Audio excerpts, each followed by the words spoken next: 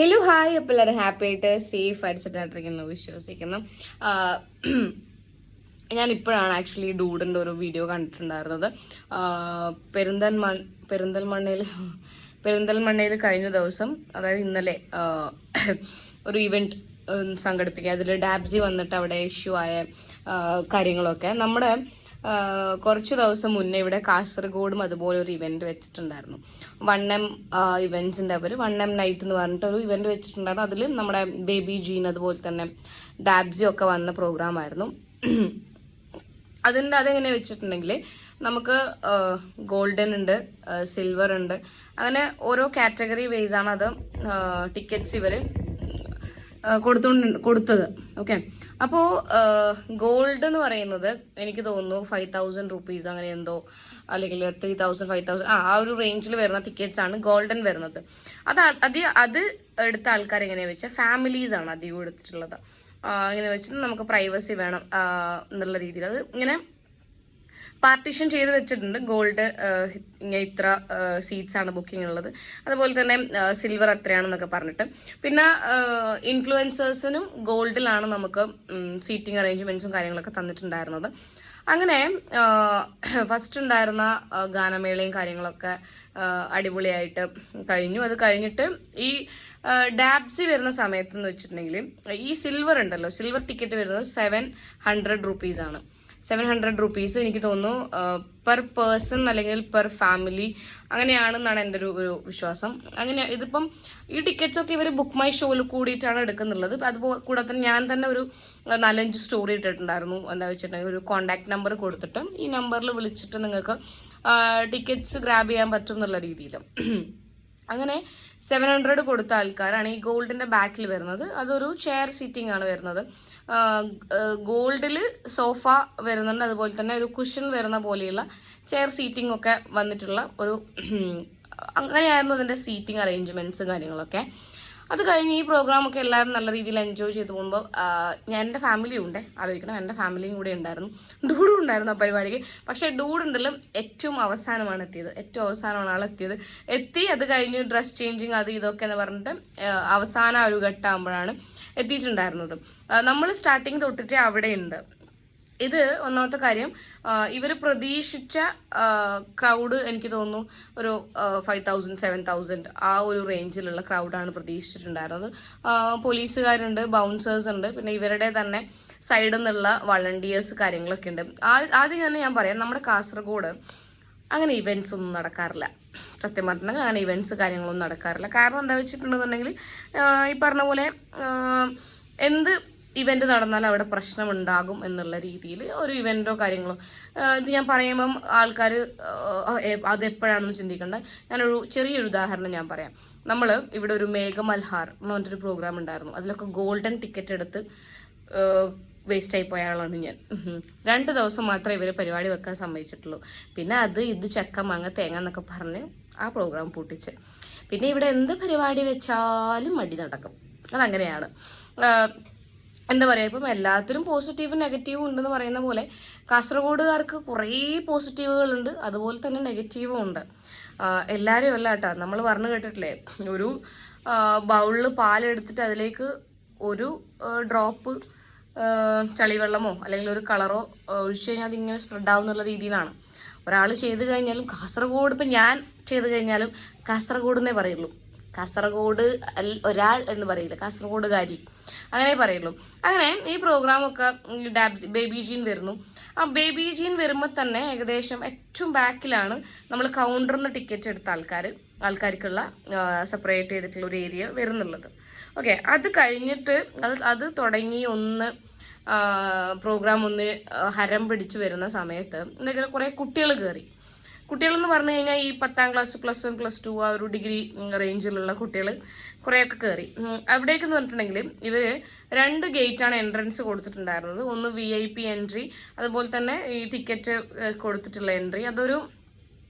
ഒരു ടൈം വരെയൊക്കെ ഭയങ്കര കൺട്രോളിങ് ആയിട്ടായിരുന്നു ടിക്കറ്റ്സും കാര്യങ്ങളൊക്കെ. അത് കഴിഞ്ഞിട്ട് പല സ്ഥലങ്ങളിൽ നിന്നും ടിക്കറ്റ് എടുക്കാണ്ട് ആൾക്കാർ കയറി വന്നു എന്നുള്ളതാണ്. ഓക്കെ, ചില ഇടവഴികളിൽ കൂടിയും മതിലുള്ളിയൊക്കെ ആൾക്കാർ അവിടേക്ക് എത്തി എന്നുള്ളതാണ് ആദ്യത്തെ കാര്യം, ടിക്കറ്റ് പോലും എടുക്കാതെ. അങ്ങനെ എത്തി. പിന്നെ കുറച്ച് കഴിയുമ്പോൾ ഈ ഹരം മൂത്തിട്ട് പിന്നെ ആൾക്കാർ ഈ സെപ്പറേറ്റ് ചെയ്തിട്ട് അവിടെ നമ്മുടെ ബാരിക്കേഡൊക്കെ വെച്ചിട്ടുണ്ട്. No use. ഒരു പരിധി കഴിഞ്ഞ സമയത്ത് എന്ത് ചെയ്തു എന്ന് വെച്ച് കഴിഞ്ഞാൽ ഇവർ ഞാൻ പറഞ്ഞല്ലോ ഒരു 700 രൂപക്ക് സിൽവർ ടിക്കറ്റിൽ ഇരുന്നിട്ടുള്ള അതും താണ്ടിയിട്ട് ഗോൾഡിലെത്തി തുള്ളിയിട്ട്. അത് എന്നിട്ട് അങ്ങനെ പരിപാടി അവിടെ കുറച്ച് സമയത്തേക്ക് സ്റ്റോപ്പ് ചെയ്തിട്ട് ഞാൻ അതിൻ്റെ വീഡിയോസ് കാര്യങ്ങളൊക്കെ ഉണ്ട് കേട്ടോ, ഞാൻ ഇവിടെ വയ്ക്കാം. ആ സമയത്തുണ്ടായിരുന്ന വീഡിയോസ് കാര്യങ്ങളൊക്കെ വയ്ക്കാം. ഞാൻ എടുത്ത് വെച്ചിട്ടുണ്ടായിരുന്നു. അപ്പോൾ ഇവർ ഈ ഒരു 5000 റുപ്പീസ് കൊടുത്ത ആ ടിക്കറ്റ് വാങ്ങുന്നത് എന്തിനാന്ന് വെച്ചിട്ടുണ്ടെങ്കിൽ ഫാമിലിയുമായിട്ട് വളരെ സമാധാനത്തോടു കൂടിയിട്ട് ആ പരിപാടി ആസ്വദിക്കാൻ വേണ്ടിയിട്ടാണ്. അങ്ങനെയുള്ള സാഹചര്യത്തിലാണ് ഇവർ ഏറ്റവും ടോപ്പിലുള്ള ടിക്കറ്റാണ് അവരുടേത്. ഓക്കെ, ആ ടിക്കറ്റ് കയ്യിൽ വെച്ചുകൊണ്ട് കടന്നുതുള്ളി ഗോൾഡിലെത്തി ഒരുപാട് ആൾക്കാർ. അപ്പോൾ ഫാമിലീസിന് അത് വല്ലാതെ ബാധിച്ചു എന്നുള്ളതാണ്. ഞങ്ങളുടെ തൊട്ട് ബാക്കിലുള്ള ചേച്ചീൻ്റെ കയ്യിൽ കുട്ടിയുണ്ട് ചെറിയ. ഇങ്ങനെയുള്ള കുട്ടികളൊക്കെ ഉള്ള ആൾക്കാരാണ് ആ ടിക്കറ്റ് എടുക്കുന്നത്. കാരണം എന്താ വെച്ചാൽ വളരെ കംഫർട്ടബിൾ ആയിട്ട് പ്രോഗ്രാം കാണാൻ വേണ്ടിയിട്ട്. ഇവർ അതുപോലും ആ കുഞ്ഞിനെ പോലും ശ്രദ്ധിക്കാണ്ടാണ് ഈ കുട്ടികൾ ഇങ്ങനെ അത് ഈ ബാരിക്കേഡ് തുള്ളിയിട്ട് വന്ന് അവിടെ നിൽക്കുന്നുള്ളത്. ഇവരോട് ഇങ്ങനെ എന്താ പറയുക, മൈക്കിലൂടെ വളരെ റിക്വസ്റ്റ് ചെയ്തുകൊണ്ട് കൈൻഡ്ലി റിക്വസ്റ്റ് ചെയ്യാണ് ഇതിൻ്റെ മാനേജ്മെൻറ്റ്, ഇത് ഓർഗനൈസ് ചെയ്യുന്ന ഓർഗനൈസേഴ്സൊക്കെ ഭയങ്കരത്തിൽ റിക്വസ്റ്റ് ചെയ്യാണ് ഒന്ന് ബാക്കിലോട്ട് നിൽക്കുക. കാരണം ഫാമിലീസിന് ടിക്കറ്റ് എടുത്തവർക്കും എടുക്കാത്ത എല്ലാവർക്കും എൻജോയ് ചെയ്യണം പരിപാടി. വലിയൊരു സ്ഥലമുണ്ട് ആ ഗ്രൗണ്ടിൽ. ഇപ്പം നമ്മൾ ഈ പെരിന്തൽമണ്ണ പോലെ സ്ഥലമില്ലാത്ത അവസ്ഥയൊന്നുമില്ല. എന്താ പറയുക, ഒരു കല്യാണം നടത്താനുള്ള ആൾക്കാർക്ക് നിൽക്കാനുള്ള സ്ഥലം ബാക്കിയുണ്ട് ബാക്കിൽ. അവിടെ നിന്ന് എത്തി ഫ്രണ്ടിലെത്തിയതാണ്. അങ്ങനെ കുറച്ച് നേരത്തേക്ക് പരിപാടി സ്റ്റോപ്പ് ചെയ്തിട്ട് കണ്ടിന്യൂസ്ലി ഇതിൻ്റെ ഓർഗനൈസേഴ്സ് വന്നിട്ട് മൈക്കിലൂടെ വിളിച്ചു പറയാണ്, കുട്ടികളെ റിക്വസ്റ്റ് ചെയ്യാണ്, കുട്ടികളെ ബാക്കിലോട്ട് പോവാ. ആനപ്പുറത്ത് ഉണ്ണി കടിച്ച അവസ്ഥയാണ്. ഇവർക്ക് അതൊരു വിഷയമേ അല്ല. ഇതിൽ ഞാൻ ശ്രദ്ധിച്ചൊരു കാര്യം എന്താ വെച്ചിട്ടുണ്ടെങ്കിൽ, ഇതിൻ്റെ ഇടയിലും ഫാമിലീസിൻ്റെ ഇടയിലും അതിൻ്റെ ഇടയിൽ നിന്ന് സിഗരറ്റ് വലിക്കുന്ന കുറേ ടീമുകൾ. ഇഷ്ടംപോലെ സ്ഥലങ്ങളുണ്ട് നിങ്ങൾക്ക് സിഗരറ്റ് വലിക്കാൻ വേണ്ടിയിട്ട്. നിങ്ങൾ ആ വീഡിയോ ശ്രദ്ധിച്ചു കഴിഞ്ഞാൽ നിങ്ങൾക്ക് മനസ്സിലാവും. അതിൻ്റെ ഇടയിൽ ഈ പ്രശ്നത്തിൻ്റെ ഇടയിൽ ഫാമിലീസിൻ്റെയും കുട്ടികളൊക്കെ ഇടയിൽ നിന്ന് സിഗരറ്റ് വലിക്കുന്ന കുറേ ചെക്കന്മാർ. ഇതൊക്കെ എന്താ ഇത് പറയുക ഇതിനൊക്കെ അല്ലേ? ഭയങ്കര മോശം. പ്രോഗ്രാം എല്ലാവർക്കും ആസ്വദിക്കാൻ വേണ്ടിയിട്ടാണ് പ്രോഗ്രാം വെക്കുന്നുള്ളത്. നിങ്ങൾക്ക് ആ ഒരു ഹരത്തിനനുസരിച്ച് തുള്ളണം എന്നൊക്കെ ഉണ്ടെന്നുണ്ടെങ്കിൽ ഇഷ്ടംപോലെ സ്ഥലങ്ങളുണ്ട്. എന്തായാലും നിങ്ങൾക്കിപ്പോൾ ഫ്രണ്ടിൽ വന്നു കഴിഞ്ഞിട്ടുണ്ടെന്നുണ്ടെങ്കിൽ നിങ്ങളെ കൈ വെള്ളി നക്ഷത്രത്തിൽ ആ കുട്ടീൻ്റെ കൈ നീളുന്ന പോലെ നീണ്ടുപോയി ഡാബ്ജീനെയും ബേബിജീനെയും തൊടാനൊന്നും നിങ്ങൾക്ക് പറ്റില്ലല്ലോ.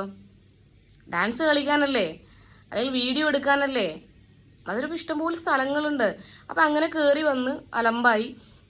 ഞാൻ ശ്രദ്ധിച്ചൊരു കാര്യം, അതിൻ്റെ ഇടയിൽ ഈ സിറ്റി ഗോൾഡിൻ്റെ ഓണറായിട്ടുള്ള ഒരാൾ അവർ മൈക്കിലൂടെ വിളിച്ചു പറയാണ്, കുട്ടികളെ നിങ്ങളൊന്ന് സഹകരിക്കണം. കാരണം ഇത് നമ്മുടെ കാസർഗോഡ് കുറേ കാലത്തിന് ശേഷം വെക്കുന്നൊരു ഇവൻ്റാണ്, വളരെ നല്ലൊരു ഇവൻ്റാണ്. അപ്പം അതിന് നിങ്ങൾ സഹകരിച്ചു കഴിഞ്ഞാൽ മാത്രമേ ഈ പരിപാടി വിജയകരമായി മുന്നോട്ട് പോവുള്ളൂ എന്നൊക്കെയുള്ള രീതിയിൽ അവർ വളരെ വളരെ താഴ്മയോടെ അപേക്ഷിക്കുകയാണ്. അവർക്ക് അത്യാവശ്യം ഏജ് ഉണ്ട്. ഓക്കെ, ആ ഏജുള്ള ഒരാൾ പറയുന്ന സമയത്ത് നിങ്ങൾ ബഹുമാനിക്കണം എന്നൊന്നും ഞാൻ പറയുന്നില്ല. അതൊക്കെ അപ് ടു യു. സത്യമാണ് ഞാൻ പറയുന്നത്. ഈ കുട്ടികൾ എന്തൊക്കെയാണ് അവിടെ നിന്ന് വിളിച്ച് പറഞ്ഞതെന്നറിയോ? അത് കേട്ട ഒരാളാണ് ഞാൻ. സീരിയസ്ലി ആ ഒരു വയസ്സിനെങ്കിലും നിങ്ങൾക്കൊന്ന് റെസ്പെക്റ്റ് ചെയ്തുകൂടെ? ഞാൻ ചിന്തിച്ച കാര്യമാണത്. എന്താണ് ഈ കുട്ടികൾ ഇങ്ങനെയെന്ന്? ഓക്കെ, നിങ്ങൾ പോയി അവരെ കാല് പിടിക്കണം എന്നല്ല ഞാൻ പറയുന്നത്. നിങ്ങളുടെ വീട്ടിലുള്ള വാപ്പാക്കും ഉമ്മാക്കും കൊടുക്കുന്ന ഒരു പരിഗണനയെങ്കിലും, അല്ലെങ്കിൽ നിങ്ങളുടെ ഉമ്മൂമാക്കും ഉപ്പൂപ്പാക്കും കൊടുക്കുന്ന ഒരു പരിഗണനയെങ്കിലും കൊടുത്തു. എന്തൊക്കെ വൃത്തികേടുകളാണ് പറഞ്ഞതെന്നറിയോ? ഭയങ്കര മോശം. അങ്ങനെ കുറേ സമയം റിക്വസ്റ്റ് ചെയ്ത് പോലീസുകാരൊക്കെ ഇടപെട്ട് വളണ്ടിയേഴ്സൊക്കെ വന്നിട്ട് ബൗൺസേഴ്സൊക്കെ വന്ന് ടിക്കറ്റും, കാരണം നമുക്ക് ബാഡ്ജുകളുണ്ട് കയ്യിൽ, ഓരോ സെക്ഷനിലും ബാഡ്ജുകളുണ്ട്. അങ്ങനെ ഇല്ലാത്തവരൊക്കെ ബാക്കിൽ പറഞ്ഞു വിട്ട് പിന്നെയും പ്രശ്നം. അപ്പോൾ ഒരു പരിധി കഴിഞ്ഞപ്പം ടിക്കറ്റ് എടുത്ത ഫാമിലീസ്, അതായത് ഗോൾഡിൽ ടിക്കറ്റ് എടുത്ത ഫാമിലീസൊക്കെ പോയി. Included my family. എൻ്റെ അച്ഛനും കുൽവാവ ഉണ്ടായിരുന്നു, അമ്പടും ഉണ്ടായിരുന്നു. സോ അവർ പോയി. ഒരു വിഷയത്തിൽ നിൽക്കണ്ട. കാരണം എന്താ വെച്ചിട്ടുണ്ടെങ്കിൽ ഓൾറെഡി തല്ലാവുന്നുണ്ട് അവിടെ. ഇവർ ഓർഗനൈസേഴ്സ് വിചാരിച്ചെടുത്ത കാര്യങ്ങൾ നിൽക്കുന്നില്ല. അവസാനം എങ്ങനെയൊക്കെയോ അതൊന്ന് കൺട്രോൾഡ് ആയി വരുന്ന വന്നു. പിന്നെ നമ്മുടെ ഡാബ്സി വന്നു കഴിഞ്ഞു. പ്രോഗ്രാംസ് കാര്യങ്ങളൊക്കെ വീണ്ടും അവിടെ ചെയറൊക്കെ എയറിലാണ്, ലാ ലാ ലാ ലാ എന്ന് പറയുന്ന പോലെ ചെയറൊക്കെ എയറിലാണ്. അങ്ങനെ വീണ്ടും തല്ലായി. അവസാനം എന്ന് പറഞ്ഞിട്ടുണ്ടെങ്കിൽ അവസാനം ഇവർ മൈക്കിലൂടെ വിളിച്ചു പറഞ്ഞു ഫാമിലീസൊക്കെ പോകുന്നതാണ് കുറച്ചും കൂടി ബെറ്റർ എന്നുള്ള രീതിയിൽ. കാരണം ഇത് കൺട്രോൾ ചെയ്യാൻ പറ്റുന്നില്ല. അതിൽ ഏറ്റവും വന്നൊരു മിസ്റ്റേക്ക് ഞാൻ മനസ്സിലാക്കി എന്താ വെച്ചിട്ടുണ്ടെങ്കിൽ, ഇവർ അതിൻ്റെ 1M ഇവൻറ്റിൻ്റെ അവരുണ്ടല്ലോ, ഇതിലെടുത്തൊരു എഫേർട്ട് അത് പറയാണ്ടിരിക്കാൻ പറ്റില്ല. മാസങ്ങൾക്ക് മുന്നേ ഇവരിതിൻ്റെ അഡ്വർടൈസ്മെൻറ്റ് തുടങ്ങിയിട്ടുണ്ട്. ഫ്ലാഷ് മോബ് ആയിട്ടും റീൽസ് ആയിട്ടും എന്താ പറയുക പോസ്റ്റേഴ്സ് ആയിട്ടും ബാനേഴ്സ് ആയിട്ടും ഒക്കെ ഇതിൻ്റെ പിന്നാലെ. കാരണം ഒരുപാട് കാലത്തിന് ശേഷം കാസർഗോഡ് നടക്കുന്ന ഒരു പരിപാടി, അത് വിജയിപ്പിക്കണം, കുറച്ച് യുവാക്കൾ ചേർന്നത് അത് വിജയിപ്പിച്ചേ പറ്റൂ എന്ന് ദൃഢപ്രതിജ്ഞ എടുത്ത പോലെയാണ് അവർ അതിനുള്ള മാർക്കറ്റിങ്ങും കാര്യങ്ങളൊക്കെ ചെയ്തത്. അവരുടെ എഫേർട്ട് എടുത്ത് പറയാണ്ടിരിക്കാൻ വേണ്ടി പറ്റില്ല. അത് കഴിഞ്ഞ് കുറേ കഴിയുന്ന സമയത്ത് വീണ്ടും അവിടെ അടി ഇടി കാര്യങ്ങളൊക്കെ. ആ സമയത്ത് ഡൂഡ് അവിടെ ഉണ്ട്. ആ ഒരു അടി മാത്രമേ ഡൂഡ് കണ്ടിട്ടുള്ളൂ. ബാക്കി അതിന് മുന്നേ നടന്ന പ്രശ്നങ്ങളും കാര്യങ്ങളൊന്നും ഡൂഡ് കണ്ടിട്ടില്ല.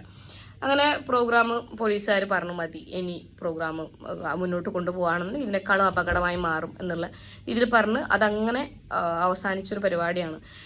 അതേപോലെയല്ല, അതിൻ്റെ ഇരട്ടിയിലധികം ആൾക്കാരാണ് ഈ പെരിന്തൽമണ്ണയിൽ ഡാബ്സിനെ കാണാൻ വേണ്ടി പോയിട്ടുണ്ടായിരുന്നത്. അതിപ്പം ഡൂഡ് പറഞ്ഞത് വളരെ കറക്റ്റാണ്. ഒരു പരിധി കഴിഞ്ഞു കഴിഞ്ഞാൽ നമ്മുടെ ആവേശം ഒരു പരിധി വിടുന്ന സമയത്ത് നമുക്ക് നമ്മളെ തന്നെ കൺട്രോൾ ചെയ്യാൻ പറ്റാത്തൊരവസ്ഥയാണ്. എന്താ വെച്ചിട്ടുണ്ടെങ്കിൽ ഇപ്പം ഡാബ്സിനെ ഭയങ്കര ഇഷ്ടമുള്ള ആൾക്കാരുണ്ടാവും. എത്രയോ ദൂരത്തുനിന്ന് വന്ന് ഒന്ന് കണ്ടാൽ മതി, അല്ലെങ്കിൽ ഓക്കെ ലൈവായിട്ട് പെർഫോമൻസ് കാണണം എന്നൊക്കെ വിചാരിച്ച് വരുന്ന ആൾക്കാരായിരിക്കാം. ഇത് ഓർഗനൈസ് ചെയ്യുന്ന ആൾക്കാരുടെ ഫോൾട്ട് തന്നെയാണ്. ഇപ്പോൾ ഈ പെരിന്തൽമണ്ണയിലാണെങ്കിലും ഓർഗനൈസേഴ്സിൻ്റെ ഫോൾട്ടാണ്. ഇവർ ടിക്കറ്റ്സ്, സ്വാഭാവികമായിട്ടും ടിക്കറ്റ്സിൻ്റെ എണ്ണം ഇവരെ കയ്യിലുണ്ടാവും. അപ്പോൾ അതിനനുസരിച്ചിട്ടുള്ള ഗ്രൗണ്ട് സ്പേസ് കാര്യങ്ങളുണ്ടോ എന്നുള്ളതും, അത്രയും ആൾക്കാരെ കൺട്രോൾ ചെയ്യാനുള്ള ബൗൺസേഴ്സ് ഇവരുടെ കയ്യിലുണ്ടോ, പോലീസ് സെക്യൂരിറ്റി ഇവരുടെ കയ്യിലുണ്ടോ എന്നുള്ളത് ഉറപ്പുവരുത്തേണ്ടത് ഇവരുടെ ഉത്തരവാദിത്തം തന്നെയാണ്. ഞാൻ പറയാലോ, അതിൻ്റെ ഇടയിലെല്ലാം ഡൂഡിട്ട വീടിനകത്ത് ആരല്ലോ മറ്റേ മരത്തിൻ്റെ മുകളിലൊക്കെ കയറി കുത്തിരിക്കുന്നുണ്ട്. എൻ്റെ പൊന്നും വേണ്ടി നിങ്ങൾക്കൊന്നും ജീവിക്കൊന്നും വേണ്ടേ? എടാ മരിച്ചു പോകുന്നു ഞാൻ പറയുന്നില്ല, പിന്നെ കയ്യും കാലും ഒക്കെ ഒടിഞ്ഞ് പിന്നെ അവസാനം അത് ഭയങ്കര ബുദ്ധിമുട്ടാവൂടാ അങ്ങനെയൊക്കെ. പിന്നെ പരിപാടി കാണുക, പിന്നെ അവിടെയുള്ള സാധനങ്ങൾ തല്ലിപ്പൊളിക്കുക, പിന്നെ കസേര ഒക്കെ എടുത്തിട്ട് പിന്നെ സ്റ്റേജിലേക്ക് പെറുക്കി എറിയുക. എന്താ വെച്ചാൽ ഒറ്റൊരു വാക്ക്, അതായത് ഡാബ്സ് അതിനകത്ത് നമ്മൾ തച്ച് പൊളിക്കുകയല്ലേ എന്ന് പറഞ്ഞാൽ അത് ആ ഒരു ഹരം വരാൻ വേണ്ടി പറയുന്നതാണ്. ആള് നമുക്ക് ഓൾറെഡി അറിയാം, റാപ്പ് സോങ്സും കാര്യങ്ങളൊക്കെ ചെയ്യുന്നത് കൊണ്ട് ആ ഒരു ഹരം വരട്ടെ, ക്രൗഡിലൊരു ഹരം വരട്ടെ എന്ന് ഹരം വരാൻ വേണ്ടി പറഞ്ഞൊരു കാര്യം നിങ്ങളിങ്ങനെ അങ്ങോട്ടും ഇങ്ങോട്ടും എന്നാൽ പിന്നെ തല്ലി പൊളിച്ചേക്കാം. എന്തൊരു അനുസരണല്ലേ?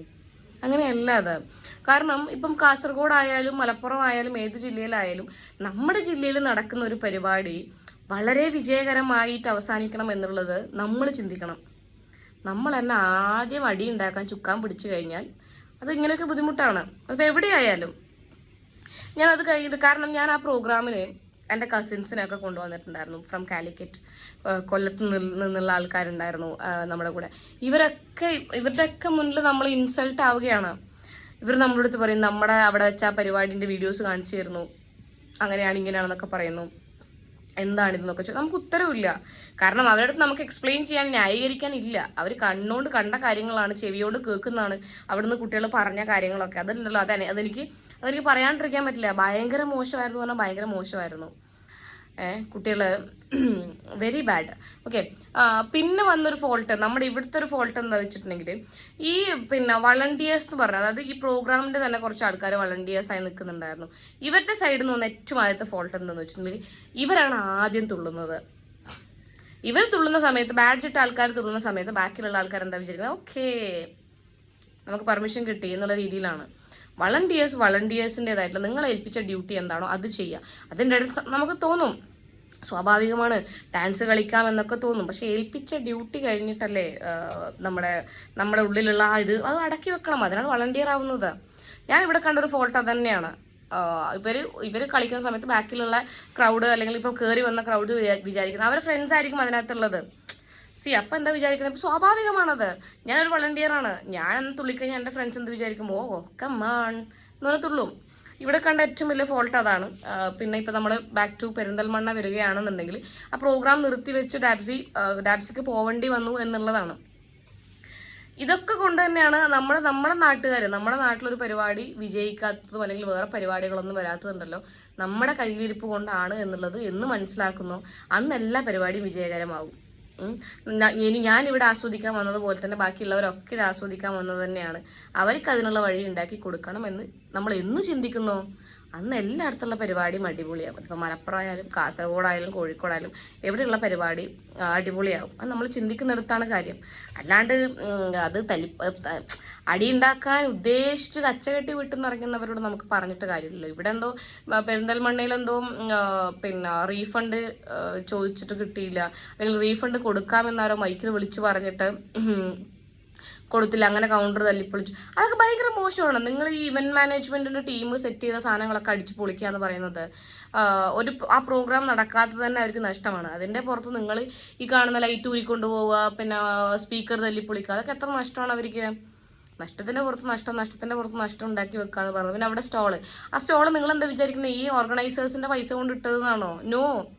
അപ്പം എനിക്കിപ്പം HS ക്ലോത്തിങ് ഉണ്ടെന്നുണ്ടെങ്കിൽ HS ക്ലോത്തിങ്ങിൻ്റെ പ്രൊഡക്ട്സ് ഞാൻ അവിടെ കൊണ്ടുപോയി ഇടുന്നത് മുന്നേ ഒരു പൈസ കൊടുത്തിട്ടാണ്. ആ സ്റ്റാളിനൊരു പൈസ 1 lakh അല്ലെങ്കിൽ 2 lakh അല്ലെങ്കിൽ 30,000 rupees അവിടെ കൊടുത്തിട്ടാണ് സ്റ്റോൾ ഇടുന്നത്. അതിനിപ്പം എന്താ പറയുക, ഹോട്ടൽസ് ആവട്ടെ, അല്ലെങ്കിൽ ജ്യൂസ് കൗണ്ടർ ആവട്ടെ, കട്ട് ഫ്രൂട്ട്സിൻ്റെ കൗണ്ടർ ആവട്ടെ, ഉപ്പിലിട്ട മാങ്ങ എന്തോ ആവട്ടെ, അതാരാണോ അവിടെ സ്റ്റോൾ ഇട്ടിട്ടുള്ളത് അവരുടെ പൈസയാണ്. ആ സാധനത്തിന്റെ മുതൽ മുടക്കല്ലാതെ അവരൊരു പൈസ അവിടെ പേ ചെയ്യുന്നുണ്ട് അവിടെ കൗണ്ടർ ഇടാൻ വേണ്ടിയിട്ട്. നിങ്ങൾ അതിൽ നിന്നൊക്കെ സാധനം വാരി പോയിട്ട് അവരോടുള്ള ഈ പിന്നെ പരിപാടി വെച്ച ആൾക്കാരോടുള്ള ദേഷ്യം ആ പാവങ്ങളോട് തീർത്താൽ എങ്ങനെയാണ്? കാസർഗോഡ് അങ്ങനെയൊന്നും ഉണ്ടായിട്ടില്ല കേട്ടാ. ഇവരങ്ങോട്ടും ഇങ്ങോട്ടും തല്ലി തീർത്തതല്ലാണ്ട് കുറച്ച് കഴിയുമ്പോൾ ശരിയാവും, അത് തൊളുക്കായിട്ട് പോകും, അതൊക്കെ പറ കാര്യം. ഇവിടെ അങ്ങനത്തെ സ്റ്റോൾ തച്ച് പൊളിക്കുക അല്ലെങ്കിൽ പിന്നെ സ്റ്റേജിൽ കയറി അലമ്പാക്കുക അങ്ങനത്തെ പരിപാടികളൊന്നും ഇല്ലായിരുന്നു. കസേരകളൊക്കെ എയറിൽ പോകുന്നത് ഞാൻ കണ്ടിട്ടുണ്ടായിരുന്നു. സ്റ്റോളിൻ്റെ ഭാഗത്തേക്കൊന്നും ആൾക്കാർ വന്ന് പ്രശ്നമൊന്നും ആക്കിയിട്ടില്ല. അങ്ങനെ സ്റ്റോളൊന്നും സാധനങ്ങൾ എടുത്തു പോകുക, അതായത് എൻ്റെ 200 രൂപ എനിക്ക് ലാഭിക്കാൻ വേണ്ടി ഞാൻ പോയി 7-Upൻ്റെ വലിയ 2 ലിറ്ററിൻ്റെ ഇതെടുത്ത് വീട്ടിൽ പോവുക. അങ്ങനെ ഇപ്പോൾ ചിന്തിക്കുന്നത് എന്ത് കാര്യമുള്ളത്? സമാധാനം കിട്ടുമോ നിങ്ങൾക്ക് അങ്ങനെ ആരാൻ്റെ ഒരു മുതൽ പിന്നെ എൻ്റെ 200 രൂപ കൊണ്ട്? അത് നിങ്ങൾ ആദ്യം ചിന്തിക്കേണ്ട ഒരു കാര്യം. ലേശം മൂണയുണ്ടെങ്കിൽ ചിന്തിച്ചൂടെ? അതിൻ്റെ അകത്ത് സ്റ്റോൾ ഇടുന്നത് ഓർഗനൈസേഴ്സിൻ്റെ പൈസയല്ല എന്നെങ്കിലും നിങ്ങളത് മനസ്സിലാക്കണം. അപ്പോൾ ഞാൻ ഈ ഒരു വീഡിയോ കൊണ്ട് ഞാൻ ഉദ്ദേശിക്കുന്നത് എന്താ വെച്ചിട്ടുണ്ടെന്നുണ്ടെങ്കിൽ, എഗെയിൻ ആൻഡ് എഗെയിൻ ഞാൻ പറയുന്നു, എല്ലാവർക്കും ആഗ്രഹമുണ്ട് അവരവരുടെ നാട്ടിലൊരു അടിപൊളിയായിട്ടുള്ള ഇവന്റ് വരണം, പോവണം, അടിച്ചു പൊളിക്കണം, സൂപ്പർ ആയിരിക്കണം, ഒരു റിലാക്സ് ആയിരിക്കണം, നമ്മളൊരു ഡാൻസ് കളിക്കണം, അതൊക്കെ ഓക്കെയാണ്. പക്ഷേ നമുക്കും ഫാമിലി ഉണ്ട്. നിങ്ങൾ ആലോചിച്ച് നോക്കിയേ, നിങ്ങളെ ഫാമിലി ഇങ്ങനെ ഇരിക്കുന്ന സമയത്താണ് ഞാനൊക്കെ വന്ന് പ്രശ്നമാക്കുന്നുണ്ട്, നിങ്ങൾ വെറുതെ ഇരിക്കുമോ? ഇല്ല. അവരെ സെക്യൂർ ആക്കി കഴിഞ്ഞതിന് ശേഷം, അല്ലെങ്കിൽ ആ ഒരു സെക്ഷൻ വിട്ടിട്ട് അലമ്പ് കളിക്കാൻ വേറെ ഇഷ്ടംപോലെ സ്ഥലങ്ങളുണ്ട്, അവിടെ പോയി അലമ്പ് കളിക്കാം, ദാൻസുമാം ബിം ബും ബൂം എന്ന് പറഞ്ഞിട്ട്. ഓക്കെ, അപ്പം അവരവരെ നാട്ടിലൊരു പരിപാടി നടക്കുന്ന സമയത്ത് നിങ്ങൾ സ്വയം തീരുമാനിക്കുക, എന്നെ ആര് പ്രൊവോക്ക് ചെയ്താലും നോ, ഞാനൊരു പ്രശ്നം ഉണ്ടാക്കില്ല, ഈ പരിപാടി വിജയിപ്പിക്കുക എന്നുള്ളത് എൻ്റെയും കൂടി ഉത്തരവാദിത്തമാണ് എന്ന് ചിന്തിക്കുക. നമ്മളെ നാടിനെ പ്രതിനിധീകരിക്കുന്ന ആൾക്കാരാണ്. കാരണം ഇങ്ങനത്തെ ഒക്കെ ഇഷ്യൂ കാര്യങ്ങളൊക്കെ വരുന്ന സമയത്ത് ഈ പറഞ്ഞ പോലെ നമ്മൾ കാസർഗോഡത്തെ ആ ഒരു പരിപാടി ന്യൂസിലും കാര്യങ്ങളൊന്നും വന്നിട്ടില്ല. ഇത് ന്യൂസിലൊക്കെ വരുന്ന സമയത്ത് അത് സത്യം പറഞ്ഞാൽ അത് മോശമാണ്.